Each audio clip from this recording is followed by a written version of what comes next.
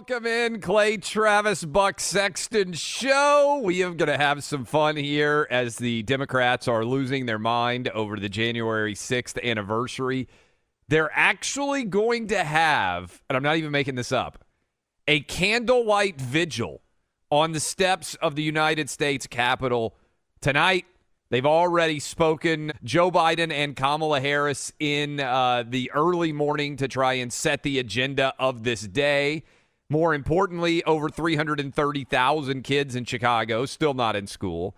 Kids all over the country, Atlanta area kids.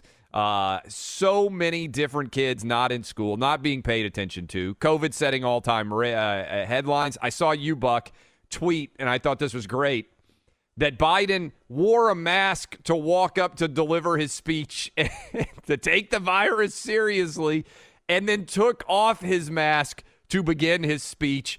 I just want to thank him for making sure that no one got COVID in that dastardly 4 seconds that he spent walking up to the lectern.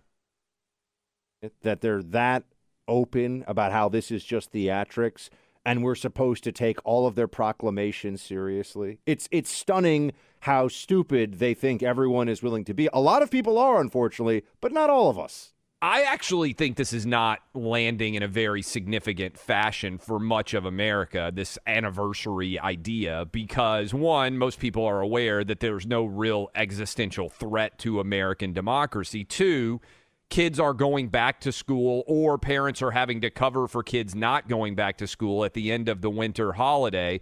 By the way, 6 inches of snow pummeling the city of Nashville right now, Buck. It's like I-95 in Virginia on steroids. I was just telling you off the air. People in the South cannot drive when there's snow. People are panicked about that.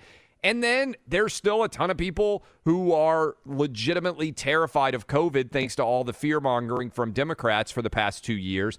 And we continue every single day to set new highs for COVID infections. But we're not going to spend all day talking about the Democrats memorializing January 6th, but I did want to play a couple of cuts for you. First of all, the number 2 here, Kamala Harris compared January 6th to Pearl Harbor and 9/11. I swear this is real. Listen. Certain dates echo throughout history, including dates that instantly remind all who have lived through them where they were and what they were doing when our democracy came under assault. Dates that occupy not only a place on our calendars, but a place in our collective memory. December 7th, 1941, September 11th, 2001, and January 6th, 2021. I mean, come on. I wish I could use expletives on this show right now. Now, Kamala is saying democracy is under assault because people didn't believe that Joe Biden was the democratically elected president of the United States. Well, guess what happened in 2016 when Trump got elected? Much of the Democratic Party lost their mind and spent 5 years arguing the only reason he was president was because of Russia, including Kamala Harris, who went on the radio and said she did not believe that Donald Trump was the legitimate president of the United States.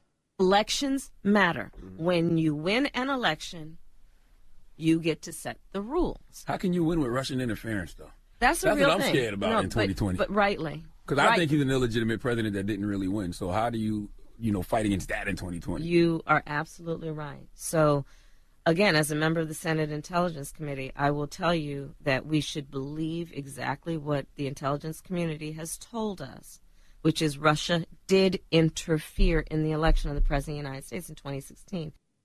He says Donald Trump's not the legitimate president. Yes. And then Kamala says, you're absolutely right. Yes. You could hear this. And let's just be very clear about what they did do for 4 years.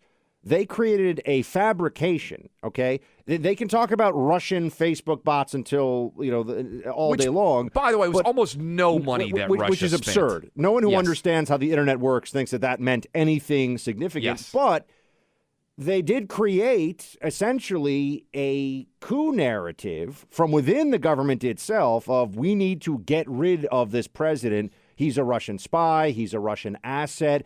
Then the 25th Amendment got talked about. So they were trying to use, through lies and through abuse, the mechanisms of our government itself to get rid of a duly elected president. And now they want to lecture us about the sanctity of democracy. Now they want to, 95% of the Democrat Party basically went along with the Russia collusion lie. A few hundred people actually got violent and out of line and broke the law on January 6th. Every mainstream conservative commentator you can think of, everyone you can find. I mean, I actually was tweeting expletives about how they need to knock that you-know-what off as soon as I was like, this is a terrible idea. What the heck? Because you knew what was going to happen, that the Democrats were going to use it forever as evidence of how Republicans don't believe in democracy. It was a blunder because the Democrat Party had spent months, and this is another thing we need to focus on, had spent months being the riot party, being pro-riot, using riots to terrify their political opponents. Remember this, everybody, the 2020 election happened under duress, and that's just not my analysis. There were photos all over the media, and it was meant to say, they were amplifying the message of businesses boarding up and getting ready for anarchy in the streets if Trump won, because Biden voters were going to riot. So there was essentially an implied threat all across the country of, you guys better not actually vote for Donald Trump or else there's going to be anarchy. It's going to be, Mad Max in the streets. And that's not just in rhetorical terms. People believed that. They took action based upon that. Yes. So the election was held under duress. They had riots for months. What makes me so angry is that a few hundred people in one fell swoop, unfortunately, now have at least muddied the waters of the obvious narrative, which is that the Democrats were the riot party. They were the only ones, right? Yes. The Tea Party was countless gatherings of patriots being law-abiding, friendly, decent, and amazingly so. I mean, they were all gathering together afterwards to clean up the litter that was left. You make sure there were no placards left behind or anything. That was the Tea Party's legacy. And, they're going to exaggerate this as they are today, and they're trying to do everything in their power to leverage this as a club to bludgeon everybody into silence about the Biden regime's failures and to try to taint everyone who ever voted for Donald Trump as an insurrectionist. I mean, that's right. It's all lies, but we have to understand what the purpose of this is and how they're going to try to use it against the opposition to Biden going forward. Because, Clay, you don't buy it, I don't buy it. Obviously, the people listening to this overwhelmingly know what's going on here. How close was the last election? How many people do they have to convince the re-election of Donald Trump would lead to more political violence? Not that many. So with all the crying and the gnashing of teeth on CNN, we can view it as silly histrionics, which it is, but it is to a purpose. These people, you think of the commies as people that are ruthless, and you'll understand them much better all the time. Well, I think they're panicked, Buck. And they're panicked because they got a once-in-100 years pandemic, which allowed them to change the mail-in voting rules, the absentee ballot rules. It allowed all sorts of chaos to ensue. They got Donald Trump as their president, right, who they could run against, which really is the fevered dream of the left wing of the Democratic Party. It's why they so desperately cling to him. They need an old white guy who is not going to apologize for being an old white guy, as opposed to Joe Biden, who's going to constantly be supplicating all of the absurd left-wing elements of his party. And they could run against Donald Trump as the fevered dream of the perfect distillation of what they were terrified America was, right? And they won, and I'm putting "won" in quotation marks because it's still a big mess. They won by 40,000 votes under their own tally of the Electoral College and the overall votes. And people, I don't think, focus enough on this.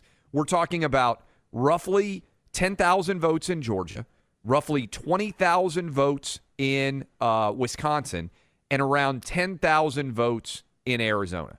If 20,000 people had changed their mind in Arizona, in Wisconsin, and in Georgia, that's a tiny pinprick of the overall number of people who voted in the election. Donald Trump would be your president right now. That's all it took. So they put everything they could, the big tech collusion, every major corporation in America getting in line behind the progressive agenda, not allowing many people to even share a story about Hunter Biden and Joe Biden being the big man and taking money from China and all the Ukraine connections and all the things that they claim the Trump family was behind for years. Turns out the Bidens were actually doing. They blocked all of that. They censored all that discussion. We had a fundamentally unfair political media, and they still barely dragged Joe Biden across the finish line by 40,000 votes. What do they really want us to do also? You know, there are a couple of things here that just don't add up. One is, I mean, to call this an insurrection is idiotic. Yes. Because you laid it out. serious no person, one has actually been charged with any of these crimes. With insurrection or with terrorism. But beyond that, it's not even just a legal matter. You can think this through. What was the plan here supposed to be, right? When Yes. someone's engaged in, let's say, a terror act and it is thwarted in advance of, I used to do this professionally at the CIA and then for the Intel division, the NYPD. You might stop someone before they accomplish their aim, but you have to explain if you're going to charge them with a terror crime. Well, what was the plot, right? What was the crime? And here what we have is the allegation of the overthrow of the United States government in progress. Let's be very honest about this. When no serious person could think that that was going to happen, could have happened, or even really the aims of the individuals involved, except for a handful, perhaps, who honestly I think are of not of sound mind, and I think that's been lost in a lot of this too. I think there were some people that were emotionally fragile who got caught up in this, and that doesn't excuse them from a legal perspective, but it does go to the, if I think I'm going to, as a sole individual, rule the city of New York and overthrow the local government here, that's crazy, and maybe I'm a public risk in some sense, but I'm not going to be able to accomplish that, right? I mean, it's not a serious thing that I'm going to rule New York City and overthrow the 35,000 strong NYPD, et cetera. So it's not a serious thing to call it an insurrection, but then beyond that, okay, well, what are we supposed to do about this now? I mean, we're having, as you said, the candlelight vigil, and you have all these people weepy-eyed on CNN and MSNBC today for their audiences about how, they stood tall and they prevented the overthrow of our government. Well, they're already locking these people up, treating them worse than Al-Qaeda plotters in some cases. I mean, they're actually getting worse treatment in some of these D.C. prisons than they would have if they had been sent to Gitmo. And you say, okay, so they're being prosecuted. What do you, the Republicans aren't saying that this was a good thing or we support this or whatever. So what are we supposed to do about it, Clay? It's just a club to bludgeon everybody into submission for the idiotic Biden regime to continue failing. Yeah, and make no mistake here. Think about what Kamala Harris said when she compared 9/11 and Pearl Harbor to January 6th. She's equating American citizens who were upset about the election with kamikaze pilots in Japan who were trying to destroy our fleet in the Pacific. And she's equating, a bunch of grandmas and grandpas and moms and dads who went in with selfie sticks and were taking pictures of themselves in the Capitol. At worst, were trespassing with people who intentionally flew airplanes into buildings on 9/11. Well, 2,400 people died Pearl Harbor. 2,403, I believe, of ours. Yeah, over 3,000 died in 9/11. And in this situation, what we're talking about right now, the only person who died was Ashley Babbitt, who was shot by a police officer. That's it. I've said it many times, and it's no more true or real than we think about the events of January 6th. We are in a battle for the soul of America, a battle that by the grace of God and the goodness and greatness of this nation, we will win.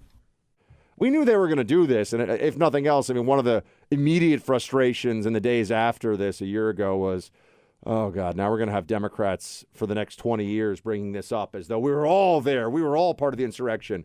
But, Clay, I think it's important to, one, put it in an actual reasonable context, and also to not allow this to be said that or to go without response, because the Democrats were rioting for months and won't even talk about it now. They were terrifying communities across the country and had nothing to say about it other than they thought it was just fine in the run-up to an election, in an election year, no less. Yeah, and that's what makes it so infuriating is, I mean, Kamala Harris comparing January 6th to 9/11 in Pearl Harbor may be the dumbest historical analogy that any president or vice president has ever made that I have ever heard. And yet it's going to be treated solemnly as if that is a legitimate comparison to draw. And I think reasonable and intelligent people have to fire back against idiocy like this and let it be known, even though it is in some way setting the agenda and allowing this to be a topic of the day, it just makes absolutely zero sense at all to even contemplate that argument.